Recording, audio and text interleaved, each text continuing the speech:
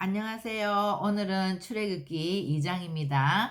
지난 시간에 히브리인들의 아이를 낳으면 남자아이는 다 나일강에 던지라고 이제 했기 때문에 굉장히 무시무시한 상황 가운데서 이제 모세가 어떤 부모님 밑에서 태어났고 어떤 유년 시절을 지났고 또 어떻게 해서 바로의 궁에서 성장하게 되었는지, 그리고 40세가 되었을 때 이제 자기 민족을 구원하려고 하다가 오히려 미디안으로 도망자 신세가 되어서 이제 쫓겨가는 이런 상황들을 오늘 이제 출애굽기 2장에서 살펴보겠습니다. 레위 가족 중 한 사람이 가서 레위 여자에게 장가들어. 그러니까 이제 믿음의 부모, 믿음의 가정에서 이제 태어나는 거죠. 그 여자가 임신하여 아들을 낳으니 그가 잘생긴 것을 보고 석 달 동안 그를 숨겼으나, 그래서 지금 이것이 이제 히브리서 11장 믿음의 장이죠. 11장 23절에 보면 믿음으로 모세가 낳았을 때 그 부모가 아름다운 아이임을 보고 석 달 동안 숨겨 왕의 명령을 무서워하지 아니하였으니, 그러니까 아마 이제 기도하는 중에 계시를 받았든지 태몽을 꾸었든지 무언가가 있었을 것 같아요. 그래서 10달 내내 기도했겠죠.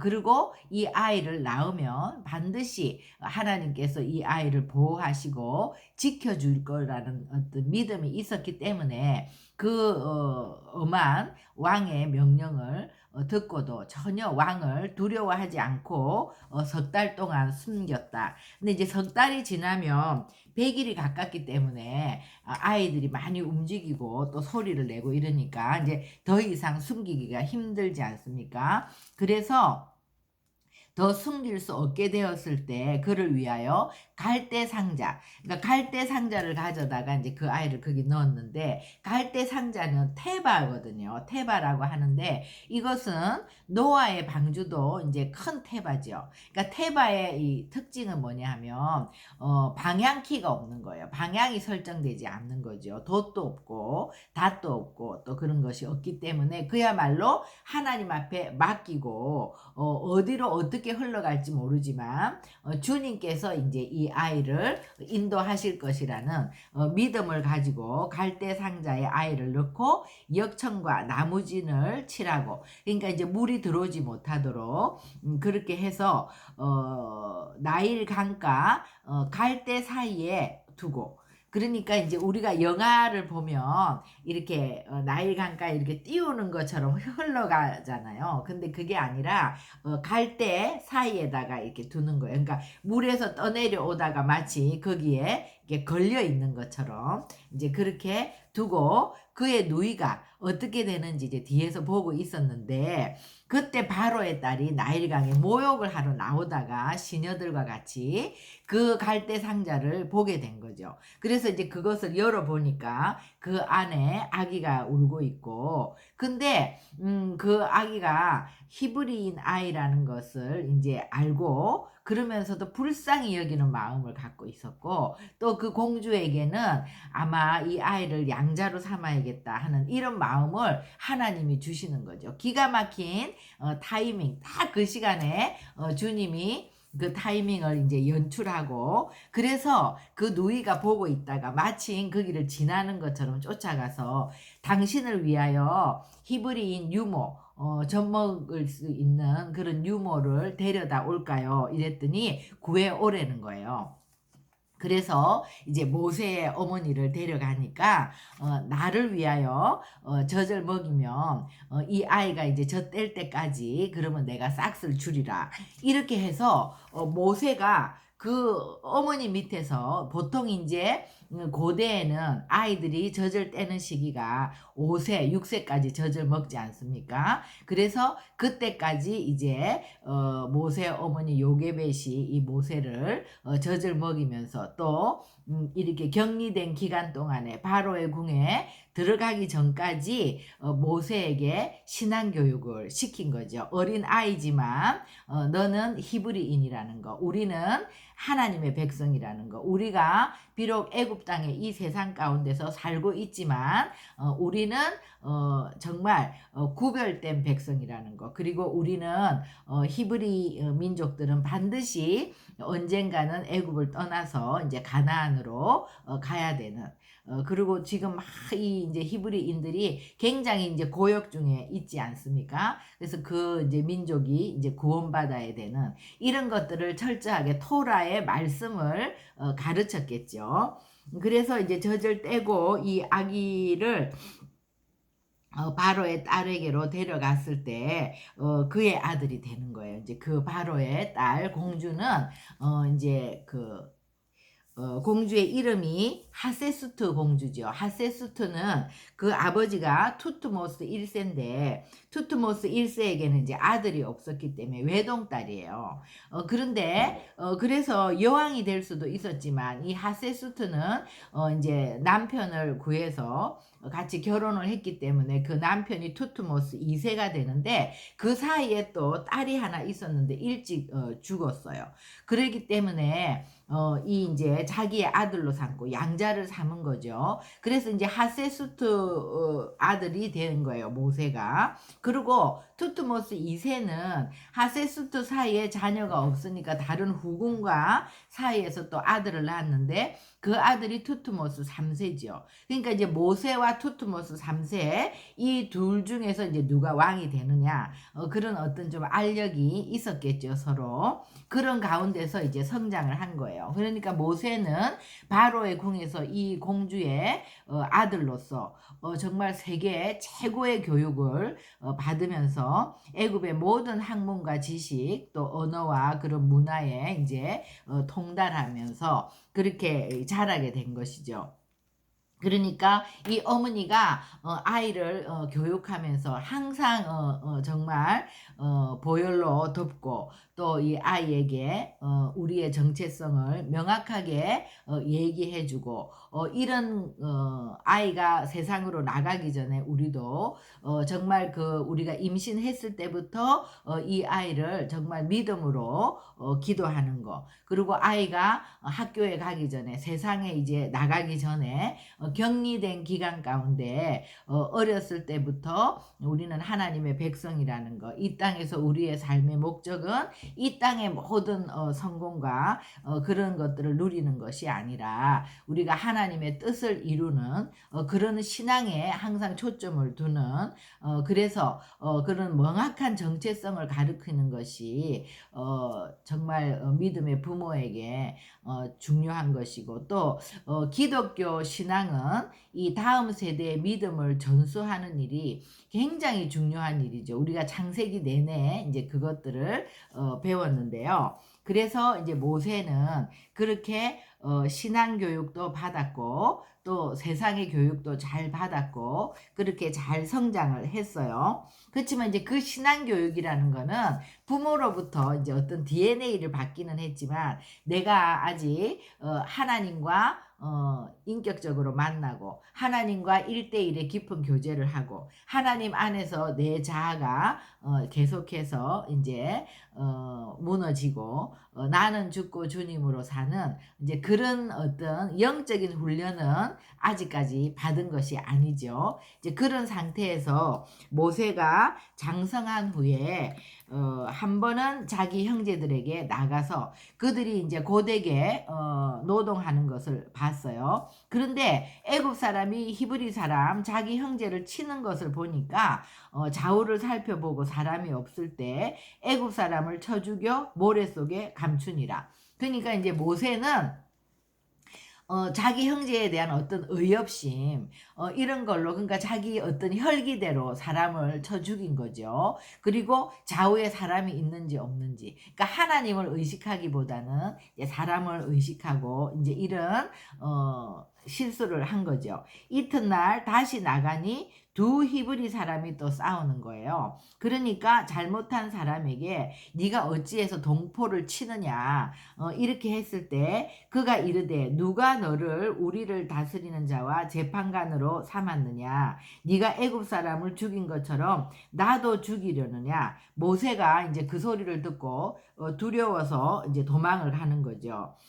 바로가 이 일을 듣고 모세를 죽이고자 하여 찾는지라. 모세가 바로의 낯을 피하여 미디안 땅에 머물며 하루는 우물 곁에 앉았더라. 그러니까 이제 하루아침에 모세는 자기가 애굽에서 이제 그런 교육도 잘 받았고 모든 것이 부족함이 없다. 그래서 나는 내가 정말 이 히브리인 중에서 나만한 사람이 없다. 내가 이제 이 민족을 구원할 수 있는 그런 자격이 능력이 이제 출중하게 다 준비되었다고 생각하고 무엇입니까? 하나님보다 앞서 나간 거죠. 그러니까는 하나님의 때와 하나님의 방법을 우리가 인도를 받고 움직일 때와 내가 움직일 때는 전혀 다르지 않습니까? 하나님이 우리에게 어떤 음성을 주셔서 그 하나님의 음성을 듣고 움직일 때는 뭐 좌우에 사람이 있든 없든 누가 나를 손가락질 하든 안 하든 그런 것들이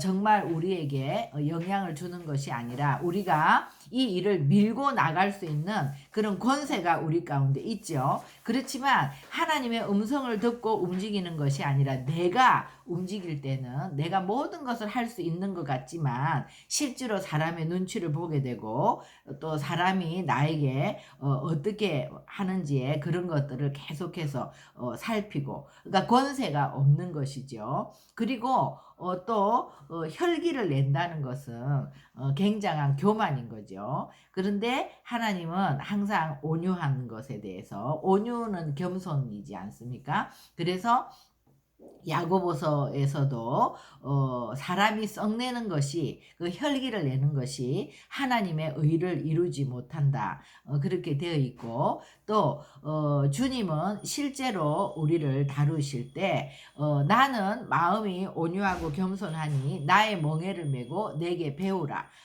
그러니까 온유와 겸손에 대해서는 명령하고 계시는 거죠. 그래서 우리가 주님 안에서 계속 이 혈기의 문제, 썩내는 문제 이것이 다루어져야 되는데 이것이 이제 우리의 힘으로는 굉장히 힘들죠. 그래서 이제 주님이 우리 가운데 들어오셔야 이제 그런 것들이 다루어지는 것이고 또 누가 너를 우리의 다스리는 자로 재판관으로 삼았느냐. 그러니까 이제 이것도요. 우리가 그 사도행전 7장에 보면은요. 사도행전 7장 스데반의 설교는 이 창세기와 출애굽기에 아브라함으로부터 시작해서 이제 모세로 또 그 이스라엘 민족을 출애굽시키는 그런 여정 가운데 행하신 그분이 하나님이시고 그 하나님이 바로 예수라는 거 이제 그것을 말씀 설교를 하는 건데 여기 보면 이제 모세 부분이 많이 나오죠. 그런데 모세가 그때 모세가 애굽 사람의 모든 지혜를 배워 그의 말과 하는 일들이 능하더라. 나이가 40이 되매 그 형제 이스라엘 자손을 돌볼 생각이 나더니 한 사람이 원통한 일 당함을 보고 보호하여 압제받는 자를 위해서 원수를 갚아 애굽 사람을 쳐 죽이니라.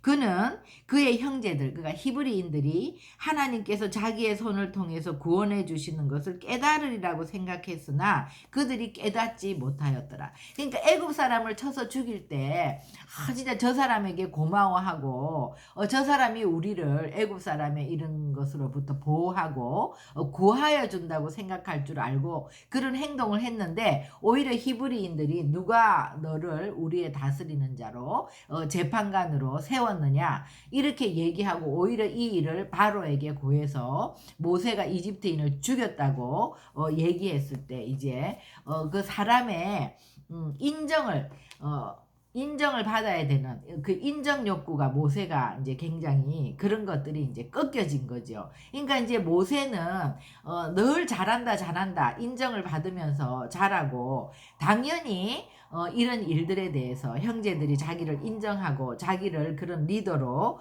그렇게 생각할 줄 알았는데 그렇지 못하고 그것을 인정하지 않을 때 오히려 또 바로에게 이것을 고할 때 너무나 이제 충격을 받은 거죠. 그러니까 우리가 인간은 다 교만하기 때문에 하나님 안에서 우리가 완전히 우리의 자아가 깨져지고 정말 나는 죽고 주님으로 사는 그 훈련을 끊임없이 받아서 변화되기까지는 항상 사람은 인정을 받으려고 하는 인정 욕구가 있지 않습니까? 인정을 이렇게 많이 받으면서 자란 사람도 그렇고 또 자라면서 너무나 인정을 받지 못한 사람도 인정을 받으려고 하는 그런 것들이 똑같이 있는 거죠.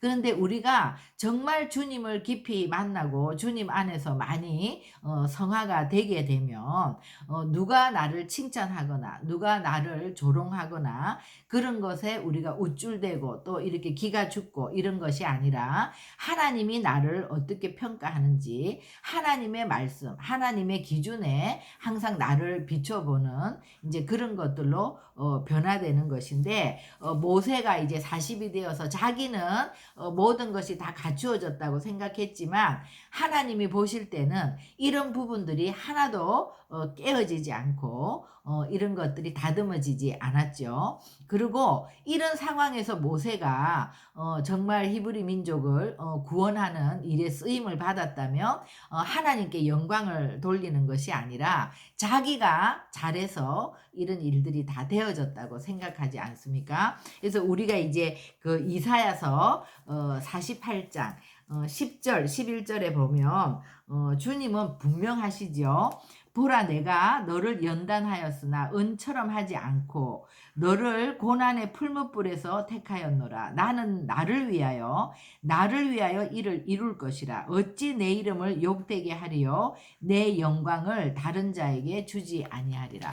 주님은 어떤 자에게도 주님의 영광을 주시지 않지요. 그래서 정말 우리가 온전히 하나님 앞에 영광을 돌릴 수 있는, 그래서 내가 누구라는 것을 하나님 앞에서 온전히 깨닫게 되었을 때 하나님이 우리를 쓰실 수 있는 것이지 않습니까? 그래서 모세가 이제 그때 한창 자기로 충만해져 있을 때 정말 교만과 자기의 어떤 자아로 가장 이렇게 충만해져 있을 그때에 하나님께서 모세의 실체를 이제 드러내시고 미디안으로 이제 도망가게 하시는 거죠. 그래서 이제 15절에 모세가 바로의 낯을 피하여 미디안 땅에 머물며 하루를 운물 곁에 앉았더라. 그러니까 모세가 그 바로의 왕자였지만 아까도 얘기했지만 이 투트모스 3세와 그런 알력 관계에 있었는데 이집트인을 죽였다는 것을 듣게 되면 바로가 이제 모세를 죽일 수 있는 정말 이 사건이 도화선이 된 거죠. 그래서 어쩔 수 없이 맨몸으로 이렇게 피하게 되었고 미디안 제사장에게 7달이 있었는데 그들이 와서 물을 길어 구유에 채우고 아버지의 양떼에게 먹이는데 이제 모세가 그 장면에서 이제 그들을 도와주고 그러다가 인연이 되어서 그 르우엘이라는 제사장이에요. 미디안에 그 제사장 집에 이제 가서 식사를 하게 되고 그러면서 모세가 그와 동거하기를 기뻐하며 그의 딸 십보라를 모세에게 주었더니, 그러니까 모세는 지금 맨몸으로 도망자 신세가 되어서 있을 것도 없는데 그 집에 가게 되니까 그 집에서 마치 야곱이 하란에서 7년 7년 6년 이렇게 계속해서 그 삼촌 라반의 양떼를 먹인 것과 같이 이렇게 제사장 르우엘의 집에서 더부살이를 하면서 이제 그 집의 딸 십보라와 결혼을 하는 거예요. 그러니까 또 이것이 모세가 이방 여인과 이렇게 먼저 결혼을 하게 되는 것을 보면 마치 요셉이 애굽에서 이방 여인, 이방의 그 제사장의 딸과 결혼해서 자녀를 낳는 것처럼 이것은요 구원이 이방인에게 먼저 이루어지는 것을 또 예표하는 것이 되겠습니다. 그래서 십보라와 이제 결혼을 하게 되고 그가 아들을 낳음에 모세가 그의 이름을 게르솜이라고 하죠. 내가 타국에서 나그네가 되었다. 그러니까 정말 자기 신세가 얼마나 처량했으면 아들의 이름을 나그네가 되었다. 객이 되었다. 이렇게 나그네 이렇게 부르는 거지 않습니까? 그래서 이것이 4년도 아니고 정말 10년도 아니고 20년도 아니고 40년을, 그러니까 모세가 한창 나이 40에 이렇게 객이 되어서 50, 60, 70, 80이 될 때까지 이제 80 노인이죠. 그리고 이제 그때는 인생이 끝난 것과 같은, 아무것도 아닌 것 같은 그때에 완전히 죽었을 때 주님이 이제 나타나셔서 모세를 부르시게 되는 것이죠. 우리가 이런 것들을 볼 때 정말 하나님 앞에 쓰임을 받는다는 것은 이 세상의 학문만으로는 절대 주님 앞에 쓰임 받을 수 없다. 그리고 또 부모에게 믿음을 계승받았다 하지만 정말 내 부모를 통해서 이제 들은 그 하나님이 아니라 내가 만난 하나님, 내가 주님과 1대1로 교제하면서 하나님 앞에 양육받고 훈련받고 깨어지고 그래서 정말 우리가 주님 안에 온전히 말씀의 사람, 기도의 사람, 성령의 사람이 되어 붙들린 바가 될 때 우리가 아까 얘기했던 그런 혈기도 깨어지고 그리고 또 사람의 눈치를 보는 데서 하나님을 우리가 바라보는, 그리고 또 누구를 통해서 인정을 받기보다는 하나님의 평가에 초점을 맞추는 그런 주님의 사람으로 이제 변화되어 가는 것이죠. 그래서 나는 아무것도 할 수 없다고 하는 이제 그런 시즌으로 주님께서 모세가 온전히 죽기를 기다린 거죠. 주님의 입장에서도 우리가 창세기를 공부하면서도 아브라함이 자녀를 준다는 약속을 받았지만 이제 아브라함과 사라를 통해서 전혀 아이를 낳을 수 없을 때, 완전히 죽은 자와 같이 되었을 때 기다렸죠, 주님이. 그래서 100세에 아이를 갖게 하시는 것처럼 이 주님의 패턴은 언제나 똑같은 것 같아요. 하나님의 백성이 하나님 앞에 쓰임받는 그릇이 되기 위해서는 반드시 이 고난의 과정, 연단의 과정이 있어야 우리가 어떤 일을 했을 때 내가 하였습니다가 아니라 이 모든 것은 주님이 하였습니다. 무익한 종은 아무것도 한 것이 없다. 그죠? 우리가 사실이 그래요. 정말 이 모세는 이 성경에 나오는 많은 인물들 중에 다시는 이스라엘에 이런 선지자가 일어난 적이 없다고 신명기에 말씀하는 것처럼 정말 위대한 하나님의 그런 사역자였지만 우리가 정말 보는 것은 이런 사람이 아니라 하나님이죠. 그 뒤에서 이렇게 모세가 모세 되게 한 하나님, 또 엘리야가 엘리야 되게 하는 하나님, 다윗이 다윗 되게 하는 하나님이지 어떤 사람도 사람의 성정은 다 똑같은 것이고, 그러나 주님께서 이렇게 태어났을 때부터 모든 것을 연출하시고 교육도 받게 하시고 또 어떤 때는 이런 강야에 있게 하시고 이 모든 것이 하나님의 손길이 없이는 이루어질 수 없는 것이지 않습니까? 그래서 우리가 정말 이 구원의 여정은 개인이고 또 한 가정이고 한 민족이고 간에 그 뒤에서 역사하는 his story, 히스토리죠. 하나님의 스토리라는 것을 우리가 반드시 기억해야 될 것 같습니다.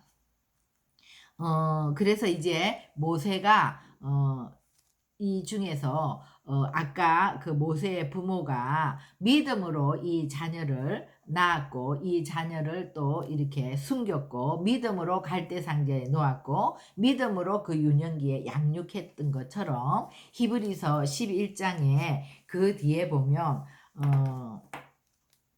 모세에 대해서도 11장 24절에 믿음으로 모세는 장성하여 바로의 공주의 아들이라 칭함받기를 거절하고 도리어 하나님의 백성과 함께 고난받기를 잠시 제약의 낙을 누리는 것보다 더 좋아하고 그리스도를 위하여 받는 수모를 애굽의 모든 보화보다 더 큰 재물로 여겼으니 이는 상주심을 바라봄이라. 이것이 모세의 잠재력이 되는 거죠. 그래서 그것이 바로 어렸을 때 그 어머니가 모세에게 심겨준 DNA인 것 같아요. 그래서 이런 것들을 주님께서 참으로 귀히 여기고 모세를 이렇게 놀라운 지도자로, 선지자로, 또 사명자로 우리 세우시는 이 하나님의 은혜를 보게 되겠습니다. 우리 기도하시겠습니다. 하나님, 오늘 출애굽기 2장을 통해서 한 개인 또 한 가정 한 민족의 구원의 역사가 함께감을 저희들이 바라봅니다. 우리가 이 하나님 안에서 구원을 이루어가는 이 여정 가운데는 반드시 우리 안에 정말 내가 누군지에 대한 그런 믿음의 DNA가 우리 가운데 들어오는 그런 역사가 있어야 되겠고, 또 우리가 이 땅에서 모든 학문과 또 지식과 여러 가지 것들을 다 습득해서 열심히 살아가는 그런 것들을 또 훈련 받아야 되겠고, 그러나 그 모든 것들을 주님의 나라를 위해서 우리가 쓰임 받기 위해서는 하나님을 깊이 만나고 하나님 앞에서 내가 아무것도 아니라는 거, 내 자아가 온전히 깨어지고 나는 죽고 주님으로 사는 그 훈련의 여정이 반드시 있어야 된다는 것을 고백합니다. 주님, 우리 모두도 이런 신앙의 여정을 가는 가운데 하나님께 굴복하게 하시고 하나님 앞에 무릎 꿇게 하시고 저희들이 온전히 하나님 앞에 붙들림 받아 성령의 사람, 말씀의 사람, 기도의 사람 될 수 있도록, 그래서 온전히 하나님 앞에 영광 돌려드리는 그런 하나님의 거룩한 생명의 통로들이 될 수 있도록 저희들을 이끌어 주시옵소서. 그렇게 하실 주님을 찬양하며 예수님의 이름으로 기도합니다. 아멘.